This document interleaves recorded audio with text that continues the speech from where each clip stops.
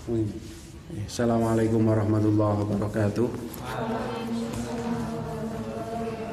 Saderengipun kita mulai kajian santen nika. Monggo serangan kita hadiahkan Fatihah kagem pendiri pesantren kita Al-Maghfurlah Ki Haji Muhammad Zumri, Rogi pengasuh kita Ibunda Nyai Hajah Latifah Zumri, lan uga kagem sedanten ahli baitipun. Al-Fatihah. A'udzu billahi minasyaitonir rajim. Bismillahirrahmanirrahim. Alhamdulillahi rabbil alamin arrahmanir rahim maliki yaumiddin. Iyyaka na'budu wa iyyaka nasta'in ihdinas siratal mustaqim. Shiratal ladzina an'amta 'alaihim ghairil maghdubi 'alaihim waladdallin. Salajengipun kita usahaken kagem Syekh Jalaluddin Asyuyuti lan Kiai Al-Hajj Mabajuri. Al-Fatihah. A'udzu billahi minasyaitonir rajim. Bismillahirrahmanirrahim. Alhamdulillahi rabbil alamin arrahmanir rahim maliki yaumiddin. Iyyaka na'budu wa iyyaka nasta'in ihdinas siratal mustaqim. Shiratal ladzina an'amta 'alaihim ghairil maghdubi 'alaihim waladdallin. Amin. A'udzu billahi minasyaitonir rajim. Bismillahirrahmanirrahim. Qala musannifu rahimahullahu ta'ala wa nafa'na bihi wa bi'ulumihi fid dharain amin. Lajeng halaman sedasa nggih. Al-mabhatsu tsani, adapun utawi pembahasan kang kaping kalih iku waktu niati ing dalem nerangake waktune niat. Al aslu utawi asal iku anna waqtaha, sak temene waktune niat. Sak temene waktune niat iku awalul fi'li, ana ing dalem kawitane penggawean. Ibadatan iku rupa ibadah, kanat ana apa niat au ghairaha utawa liyane ibadah. Katakbiratil ihrami, kaya dene takbiratul ihram fi sholati ing dalem salat, wa ghuslil wajhi lan basuh wajah fil wudu'i ing dalem wudu. Nggih. Jadi kita bismillahirrahmanirrahim, kita mulai pembahasan yang kedua setelah kemarin di bab kaidah yang pertama al-umuru bimaqasidiha. Kita masuk ke kita selesai membahas ke pembahasan pertama, yakni maksud niat, tujuan niat. Sekarang kita ke yang kedua, yakni waktu niat. Saderengipun kemarin kita sempat bahas yang sedikit tercecer itu adalah pembahasan tentang ikhlas. Karena kemarin saya membaca ikhlas itu hanya 3 subpoin. Setelah itu kita terlalu fokus pada bab penggabungan niat. Maka saya akan memulai di bab ikhlas ya. Jadi ikhlas ini cukup tren ya, pembahasan tentang ikhlas cukup tren, khususnya setelah viral ngajinya Gus Bah itu ya. Jadi ikhlas adalah logika tertinggi sebuah seorang makhluk. Ya toh? Itu kan quote-nya beliau, dan itu memang kalau panjenengan saya kemarin itu habis ngaji yang kemarin itu saya pulang dari sini di jalan itu kan banyak dapat kritik sama Neng Halim ya. Salah satu kritiknya ya jelas kalau kritik baca saya ngaku itu banyak salah. Pertama karena saya grogi ya. Kedua yang itu menjadi utama adalah karena saya kurang belajar ya. Tapi ada satu bab yang oleh Mbak Halim itu agak ditekankan, yakni bab ikhlas. Kenapa kok enggak dijelaskan dulu langsung ke penggabungan niat? Ya karena terlalu fikih ya. Fikih itu kan bahas ikhlas ya piye ya. Tapi ternyata requestnya harus dijelaskan dulu ya. Nggih. Jadi setelah ada request itu kami coba buka catatan-catatannya Mbak Halim ngaji sama Mbah Somyani Tinggir caket rumah kula Al-Hikam Ibnu Athaillah ya. Beliau mengendikakan kaifa tatlubu audhan ala ma lastu fa'ilan. Bagaimana engkau bisa berharap imbalan dari segala sesuatu yang kamu sendiri tidak mampu untuk melakukan.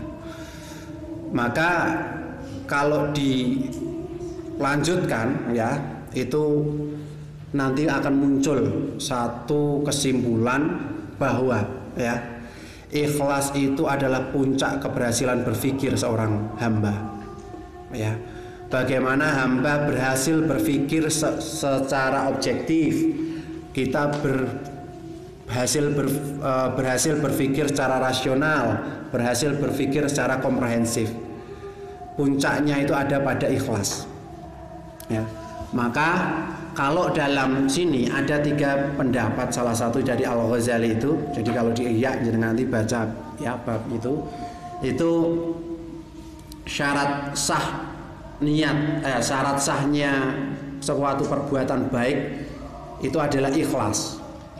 Ya, jadi gini, kalau menjalankan ketaatan seperti sholat, sedekah dan lain-lain itu, kalau diterima itu kan nanti dilipat gandakan 10, ya toh. Tetapi syaratnya harus banyak. Salah satunya ya ikhlas itu, ya toh. Tetapi sebaliknya, kalau perbuatan lawannya ketaatan itu apa? Kesalahan. Itu tanpa harus ada ikhlas, itu sudah dihitung satu kesalahan. Saya ulangi, kalau kebaikan, ya, kalau ketaatan, ketika itu terpenuhi syarat-syaratnya, itu kalau diterima akan dilipat gandakan 10 kebaikan. Satu kebaikan itu akan diganjar 10 kebaikan. Tetapi syaratnya ada satu tadi, ikhlas. Ya, bahkan ini syarat utama. Ada yang bilang ini syarat utama. Tetapi kalau keburukan tanpa harus ada ikhlas, itu tetap dicatat sebagai keburukan. Contohnya, ada maling, nggak ikhlas jadi maling, dia ngambil barang orang, tetap dianggap maling nggak? Tetap maling. Ya, tetap dinilai sebagai sebuah kesalahan. Tapi kalau ibadah, sekalinya kita ikhlas, sekalinya kita berhasil memenuhi syarat-syarat itu, satu ibadah saja diganjar 10 kebaikan. Gitu. Maka dengan logika ikhlas ini, ya, kita akan mendapatkan satu pemahaman. Ya, kita akan mendapatkan satu kelapangan. Yakni pertama, kelapangan rasa. Ikhlas akan mengajarkan kepada diri kita, yakni esensi sebuah kehidupan adalah pemberian. Ya, pernah kita request, saya nanti akan punya bapak seperti ini saja? Pernah ada yang bisa request? Pernah yang ada bisa request saya tak lahir cewek saja? Tidak ada toh. Sampai detik ini pernah yang bisa menolak untuk saya tak hidupnya sampai besok aja? Tidak ada. Maka ikhlas itu menyadarkan kita pada sebuah esensi hakikat kehidupan, yakni pemberian. Hidup adalah anugerah. Maka dengan adanya kesadaran seperti itu, kita akan menjadi manusia yang memiliki kelapangan hati, kelapangan pikir. Kelapangan hati maksudnya apa? Tidak gampang tersinggung, tidak gampang tersakiti. Aku jatahi pinter, ya berarti kudune aku sing nang ngarep sing maca. Ora cah kae. Enggak harus seperti itu.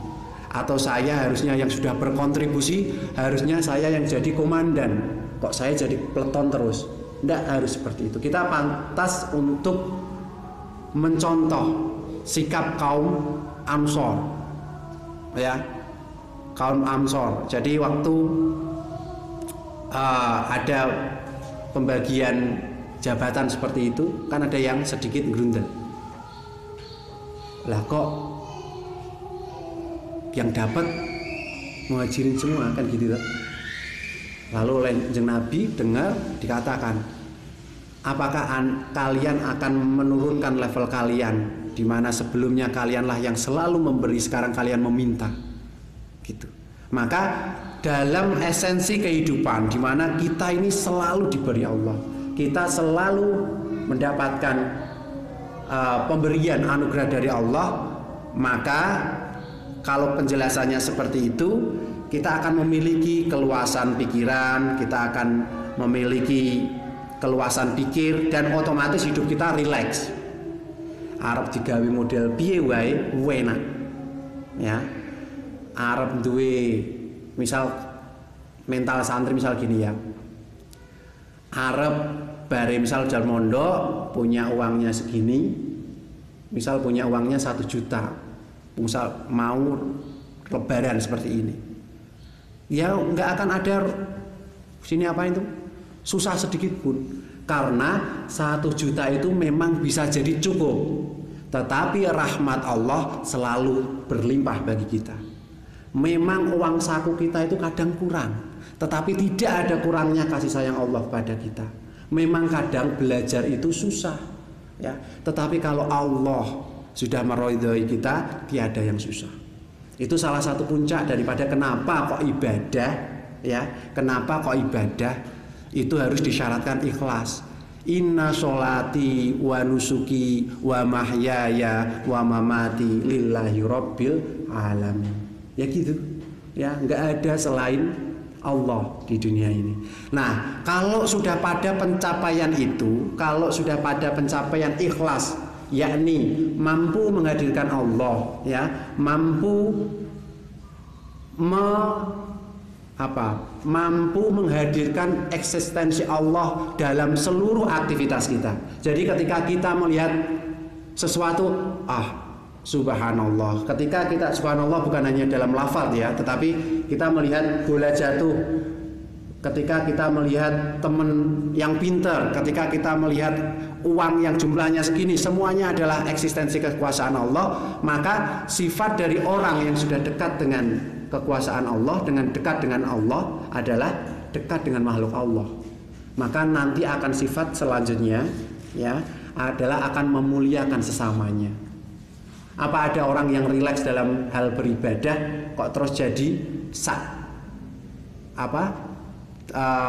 tidak baik dalam hal sosial?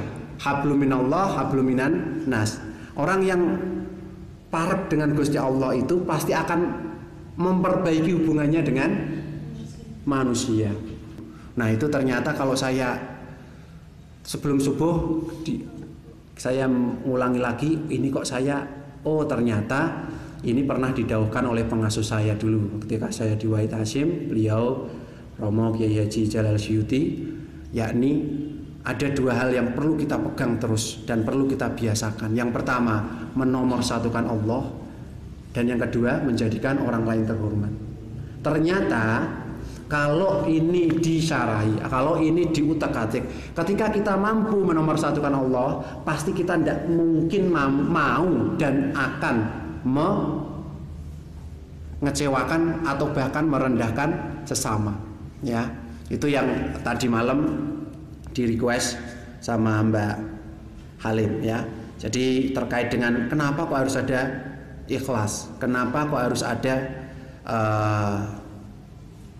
persyaratan ini, kaidah ini dalam ikhlas, dalam bab niat ya, dalam poin 5 itu harus ada ikhlas, padahal sebelumnya persyaratan terus harus ada ikhlas seperti itu, karena ikhlas ini menjalankan peran penting dalam pelaksanaan kita sebagai seorang hamba ya, kita sebagai seorang ciptaan.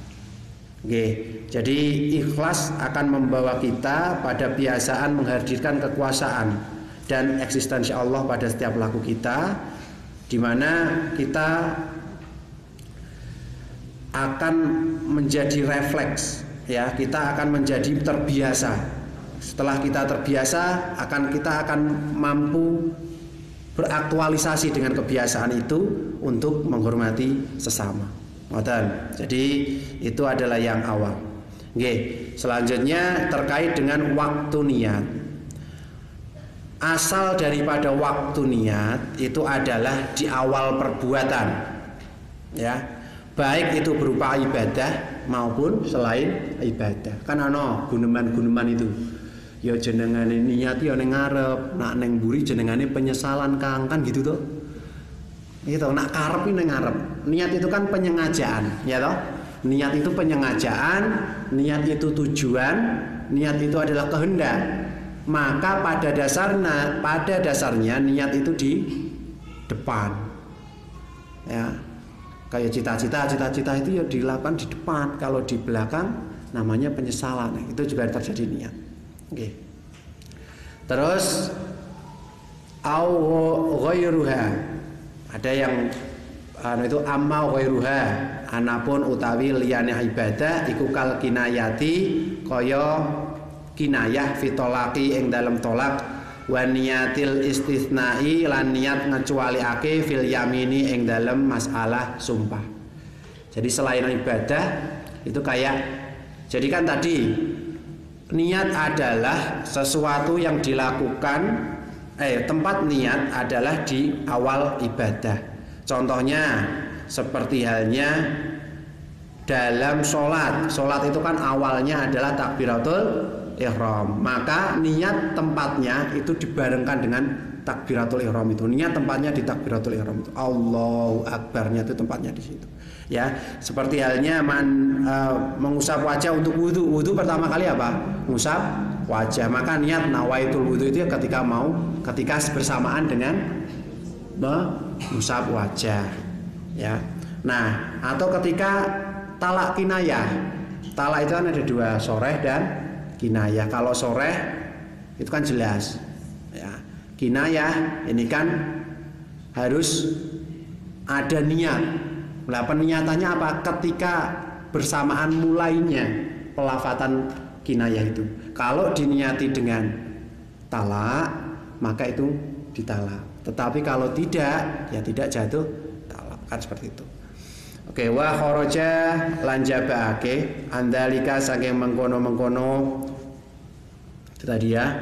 Alasul awaqtiha awal al-fi'li. Apa suwarun pira-pira gambaran minha iku tetep setengah saking suwar. Al awalu tawi kang awal iku asaumu tawi poso.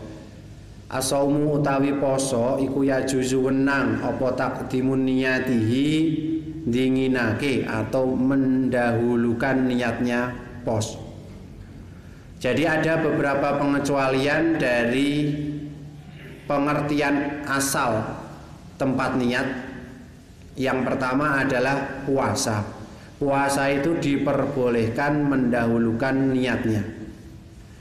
An awalil waktu saking kawitane waktu. Bal yajibu balik wajib apa takdimu niat hatta launawa sehingga lamun niat sapa man ma'al fajri sartane fajar lam yasiha mongko ora sah.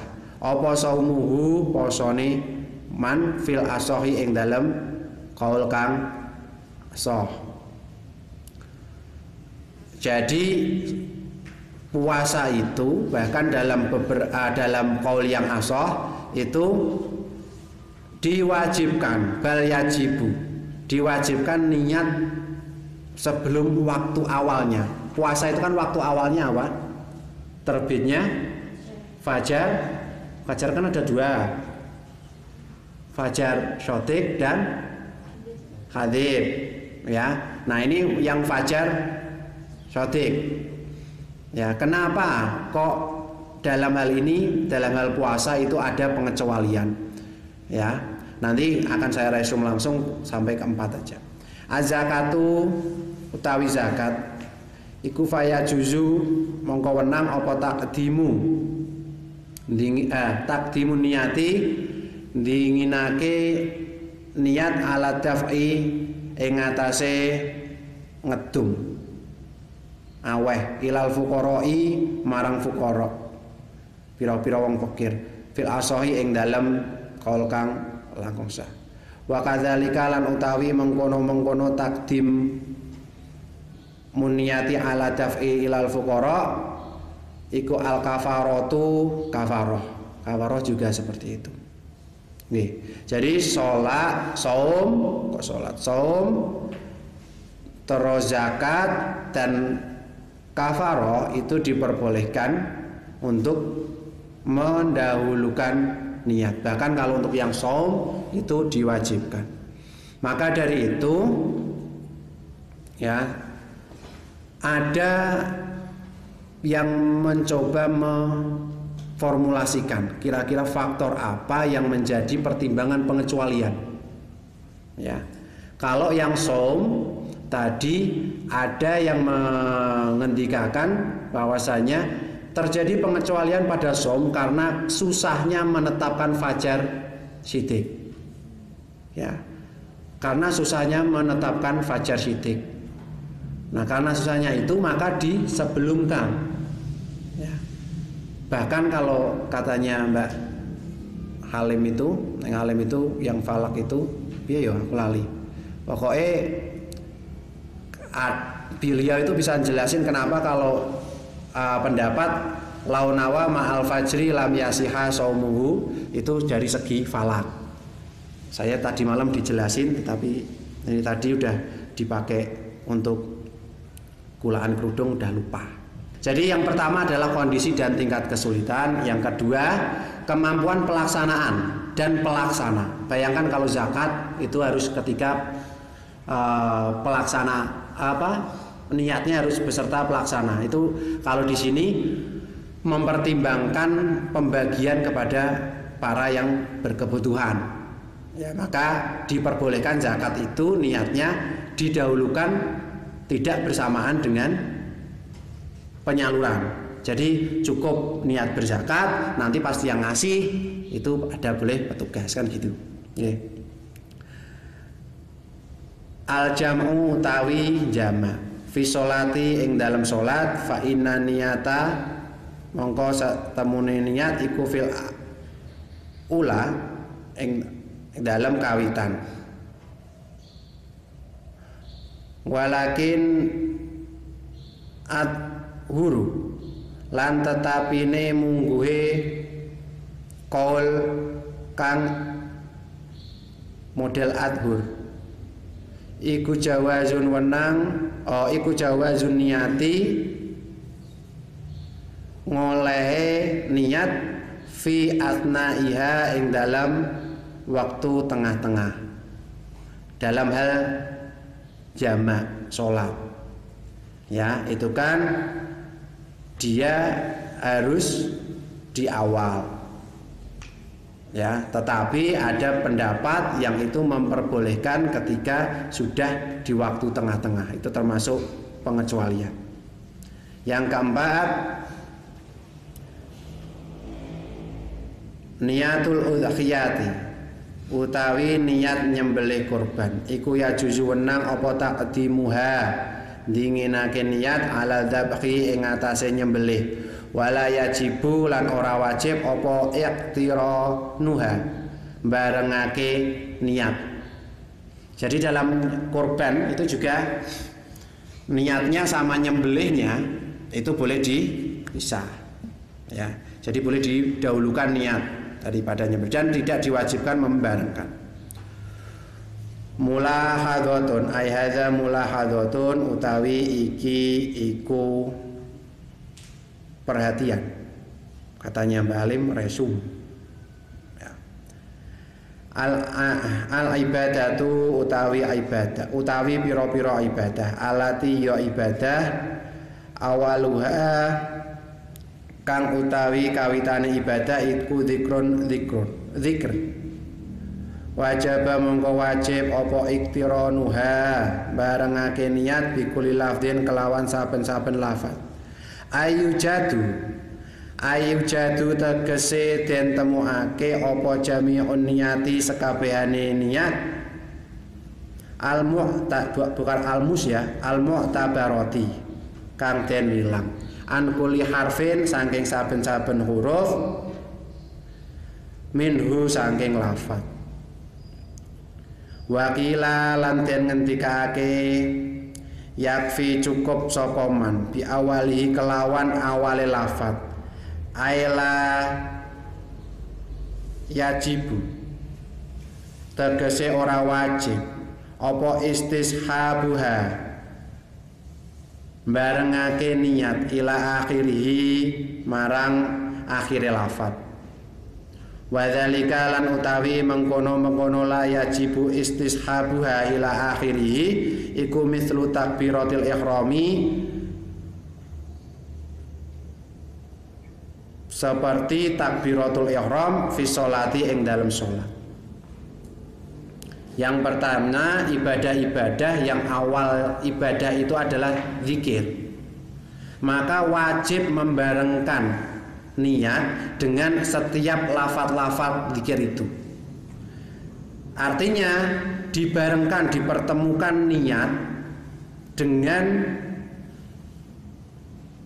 masing-masing huruf daripada lafaz. Jadi misal Allahu Akbar, itu mulai dari Allah sampai Akbar itu adalah tempatnya niat. Ya, misal Allahu Akbar sholli fardhu apa ya? Subhi atau fardhu subhi gitu, ya mulai Allah jenengan juga mulai niat usolli. Nanti sampai Allahu Akbar itu baru lillahi ta'ala bareng.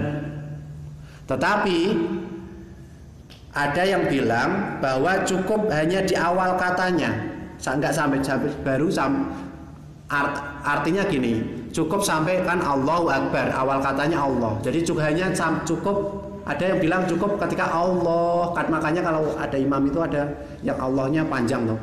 Itu mahal niatnya di situ, tempatnya niat dan waktunya niat dia di situ. Allahu Akbar, jadi Allah itu Allah sambil mengucap Allah, sambil mulai mengucap Allah itu zikir itu jenengan sambil niat gitu. Maka itu kedua-duanya boleh. Ada yang boleh sampai akhir, ada yang juga boleh cukup ketika di Allah dalam hal sholat, dalam hal Allahu Akbar. Ya. Yang kedua, al ibadatu utawi piro-piro ibadah, alati yo ibadah laha kang iku tetep kedue alati awalani utawi kawitan loro, hakikiyun rupa hakiki wa nisbiyun lan nisbi. Yajibu wajib apa iktiranuha barengake niat bihima kelawan hakiki wa nisbi. Wa dzalika lan utawi mengkono-mengkono al ibadatu allati la awalani haqiqati wa nisbiyun itu iku mislu tayamumi, seperti halnya tayamum. Jadi di sini ada ibadah yang itu punya dua awalan.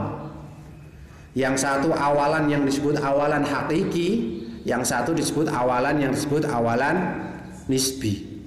Awalan hakiki itu adalah awalan yang dia merupakan permulaan suatu pekerjaan yang tidak didahului oleh apapun. Jadi dia benar-benar mulai suatu pekerjaan. Sebelum itu maka tidak didefinisikan pekerjaan itu. Itu awalan hakiki. Sedangkan awalan nisbi, permulaan yang masih didahului perbuatan yang lain. Contohnya di tayamum. Kalau biasanya kalau definisi itu apa namanya, kalau definisi itu susah. Tapi kalau misal tayamum. Jadi dalam tayamum yang pertama kali harus dilakukan adalah niat yang bersamaan dengan memindah debu. Ya. Nah, proses pemindahan debu dari suatu objek yang mengandung debu sampai ke tangan jenengan, telapak tangan jenengan itu disebut awal hakiki. Sebelum itu kan belum ada awal, ya. Nah, setelah debu terpindah, nanti kan tahap pertama adalah memindahkan debu ke wajah. Itu yang disebut awal nisbi. Nah, kewajiban yang utama atau kewajiban yang pokok, rukun pokok, yakni kan yang mengusap debu pada wajah. Tetapi kewajiban niat pada saat memindah debu, ya, itu berdasarkan rukun pertama sekaligus wasilah tercapainya kegiatan yang disebut tayamum itu, ya, bagi rukun selanjutnya, rukun sebelumnya. Jadi kalau tayamum itu ada dua awal hakiki dan awal nisbi. Kalau ada kegiatan yang punya dua awal, maka di setiap awal itu harus disyaratkan niat. Jadi ketika jenengan nyari debu, ketemu debunya jenengan ginikan itu, jenengan niat sambil niat. niat tayamum. Setelah itu jenengan mau usapkan, jenengan niat lagi niat tayamum. Karena yang pertama ini itu adalah rukun dan juga menjadi wasilah tercapainya rukun yang sesungguhnya, yakni mengusap wajah. Kan nggak mungkin toh jenengan bisa mengusap wajah tanpa harus memindahkan debu kepada tangan jenengan kayak gitu. Oke, jadi itu ada lagi yang punya dua niat itu. Ada yang dalam salah satu buku yang saya baca itu ada puasa sunnah. Puasa sunnah itu niat hakikinya ya ketika fajar, ya ketika mulai. Tetapi niat nisbinya adalah ketika matahari itu di titik kulminasi ya namanya ya. Titik apa sih ini? Titik kulminasi itu. Ketika sudah sini kan udah nggak boleh niat lagi gitu. Karena itu berdasarkan hadis toh.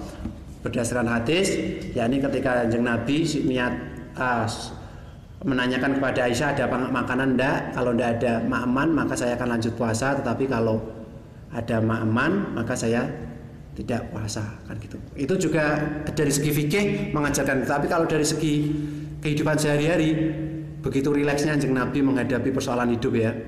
Nak randu dit ya poso gitu kayak santri itu. Ternyata kita itu al ulama warasatul anbiya, terus dan santri itu kan penerusnya ulama. Makanya sebagian dari panjenengan itu pasti punya sikap-sikap dan kepemikiran nubuah. Kalau istilahnya Gus Bahak itu kan model pemikiran nubuah, model pemikiran yang berpusat berbenang merah sampai pada Nabi. Yang sepele-sepele kayak gitu itu. Takok bojone Dik duwe lawa opo naran duwe tak poso wae, itu ternyata ya ndak apa-apa. Ya, terus ya kayak tadi segala sesuatu itu dibuat santai, dibuat rileks, bukan karena kita menggampangkan itu, karena sejatinya memang itu semuanya gampang. Ya, karena yang maha memiliki, yang maha punya, yang maha segalanya itu pasti yang sudah menetapkan untuk kita, kan gitu toh. Makanya ya jadi santri itu salah satu hal yang patut kita syukuri bersama. Kita dibiasakan dalam satu lingkungan yang bisa disebut laboratorium sosial, yang dimana kita tidak hanya digembleng secara akademik, tapi kita digembleng secara mental, kita digembleng secara sosial. Dan penggemblengan ini bukan hanya penggemblengan asal, tetapi penggemblengan yang turun temurun dari guru kita. Ya, misal kados jenengan saya ajar, saya punya guru, guru saya punya guru, sampai Kanjeng Nabi. Jenengan mondok di sini, Mbah Yai Zumri punya guru, Mbah Yai gurunya Mbah Yai sampai kepada Kanjeng Nabi, sehingga seluruh pola seluruh pola yang dikembangkan di sini pasti punya benang merah kenabian, pasti punya benang merah nilai-nilai yang diajarkan oleh Kanjeng Nabi. Makanya santri kok jadi generasi pemimpin generasi pemimpin bangsa itu ya pantas banget lah ya. Sekarang baru jadi wakil presiden, kan udah pernah jadi presiden ya, Gus Dur jadi presiden. Sekarang Mbah Ma'ruf Amin. Kalau menteri yang jadi santri ada enggak toh? Siapa? Pak Hanif Dakiri. Ya kan sudah enggak. Yang sekarang ngono kuwi kon kalau ora mandek ces ngono angel. Yang sekarang nanti siapa tahu dari Al-Falah ya, dari Al-Falah, dari apa. Makanya gini, kadang kita itu perlu nyontoh spirit pengasuh kita itu bilhal juga ya.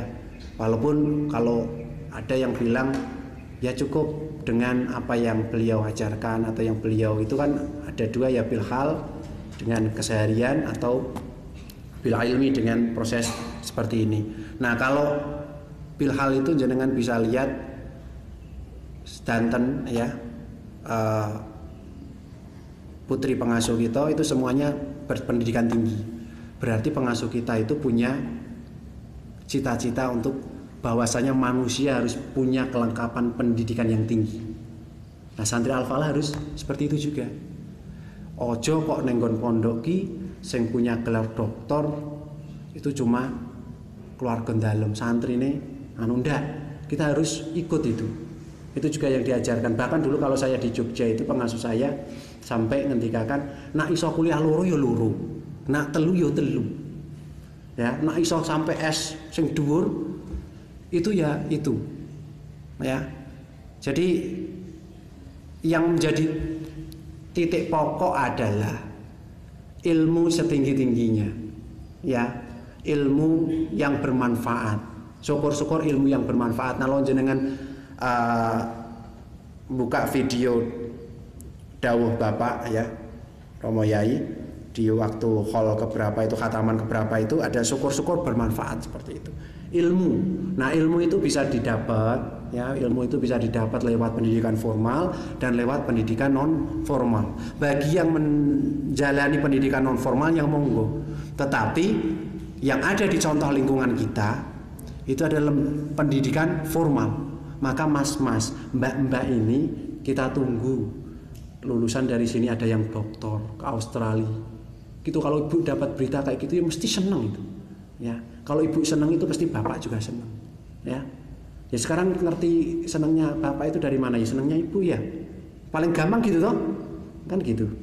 Maka dari itu ini mas-mas, tapi delalahnya Salatiga itu S2-nya terbatas ya ternyata ya. Nanti kalau S2-nya di Jogja kan tidak di sini lagi, atau S2-nya di nah, tapi ya nggak apa-apa, masuk ya mau segini semuanya S2 di luar kan nggak mungkin ya. Tetap ada ya nanti yang di sini karena panggilannya memang dengan jalur selain itu ya. Karena juga banyak orang yang memang sukses itu di luar jalur kuliah. Banyak. Contohnya bapak saya. Nah, contohnya bapaknya Mbak Halim, sekarang juga jadi bapak saya. Bapak ibu kami itu semuanya kan tidak kuliah. Tetapi orang yang jalan sukses ya lewat jalur kuliah itu sekarang juga banyak. Profesor-profesor itu kalau nggak kuliah nggak mungkin jadi profesor toh. Rektor-rektor itu ya, rektor-rektor itu juga semuanya pasti. Nah, sekarang kita sering mengkritik suatu kebijakan, mengkritik suatu ketentuan, baik itu di lembaga pendidikan maupun di lembaga pemerintahan. Tetap tanpa kita sadari ada prasyarat yang kita tertinggal di situ. Kalau IAIN jenengan kritik terus sebagai mahasiswa yang memang harus mengkritik, jenengan kok kebijakannya kayak gini, lah kenapa kok Anda enggak kuliah setinggi-tingginya, Anda jadi rektor, setelah itu Anda membuat kebijakan? Kan cara paling elit kayak gitu toh. Iya toh, kalau jenengan memang yakin santri adalah solusi atas persoalan bangsa, maka harus punya prasyarat formal. Nanti yang nggak punya prasyarat formal kerjasama di level yang lain kayak gitu, nggih. Maka monggo kita sesarengan niati kalau yang memang sudah terlanjur masuk di jalur perkuliahan dan punya cita-cita dan minat di perkuliahan, itu kita sedanten dukung itu, ya. Tetapi kalau memang yang setelah itu mau fokus di yang lain atau memang sudah terlanjur tidak mencapai jalur itu, tidak melewati jalur itu, ya tidak apa-apa. Pesantren tetap bisa memastikan panjenengan panjenengan menjadi manusia yang bermanfaat, panjenengan menjadi manusia yang siap reduce untuk mengabdikan diri Anda ke masyarakat. Seperti itu. Pesan saya yang agak yang akhir, monggo panjenengan semuanya komunikasikan kepulangan panjenengan, difikskan, jangan sampai nanti abu-abu. Ya, jangan sampai nanti abu-abu, ini seperti ini seperti ini. Jadi kayak saya ini tanggal 12 ya. Tanggal 12 kalau sudah terjadi penutupan, setelah itu saya beserta agen medsos saya itu sudah mulai membardir kawasan pasar untuk sawah itu. Ya. Sawah jenengan yang putra nggak ngertos, yang putri ngertos. Itu hanya untuk perempuan, Mas. Jadi adol jilbab. Adol itu sekarang butuh dipush kayak gitu. Ya, kita udah nemu caranya. Nah, kalau itu ada kan berarti kan butuh tahap lain, karena rencananya ini nanti murni yang melakukan saya sama Mbak Alim itu ya. Jadi kita udah sering diskusi bagaimana merancang market, bagaimana merancang ini, bagaimana melaksanakan ini. Bahkan kulaan saja ada tangan-tangan saya yang ada di situ. Ya, kalau ada yang bagus itu berarti pilihan saya. Kalau yang biasa-biasa aja dan menengah berarti pilihannya Mbak Alim.